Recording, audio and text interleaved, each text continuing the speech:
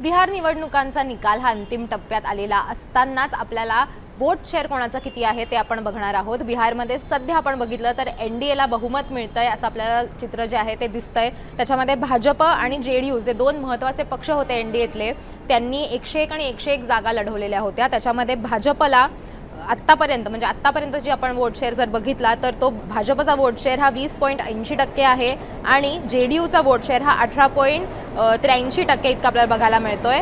आणि किती जागा भाजप आणि जेडीयूने मिळवलेल्या आहेत हे जर आपण बघायचं झालं तर भाजपला आता 96 जागा ज्या आहेत त्या भाजपकडे आहेत, म्हणजे ते आघाडीवरती आहेत आणि जेडीयू हे 85 जागांवरती आपल्याला आघाडीवरती दिसत आहेत। आणि याच्यामुळेच कुठेतरी हा प्रश्न विचारला जातोय की भाजपने जे म्हटलेलं होतं की बिहारमध्ये आम्ही नितीश कुमार यांनाच मुख्यमंत्री करू किंवा अशा प्रकारचा प्रचार जो आहे त्यांच्या चेहऱ्याने जो भाजपने प्रचार केलेला होता, आता भाजप हे प्रॉमिस ठेवतं का हे बघणं महत्त्वाचं असणार आहे। आणि म्हणूनच असं म्हटलं जात आहे की बिहारमध्ये सुद्धा आपल्याला महाराष्ट्र पॅटर्न बघायला मिळणार आहे का, कारण महाराष्ट्रामध्ये एकनाथ शिंदे यांच्या चेहऱ्यावरती निवडणुका जरी लढल्या गेलेल्या असल्या तरी मुख्यमंत्री शेवटी भाजपनं स्वतःचा दिलेला होता। जेडीयूने सुद्धा नितीश कुमार हमारे मुख्यमंत्री थे है और रहेंगे अशी पोस्ट केलेली होती, मात्र त्यांनी अगदी काही वेळातच ती डिलीट केलेली होती। त्याच्यामुळे बिहारमध्ये महाराष्ट्र पॅटर्न होणार का हा प्रश्न सुद्धा आता विचारला जातोय।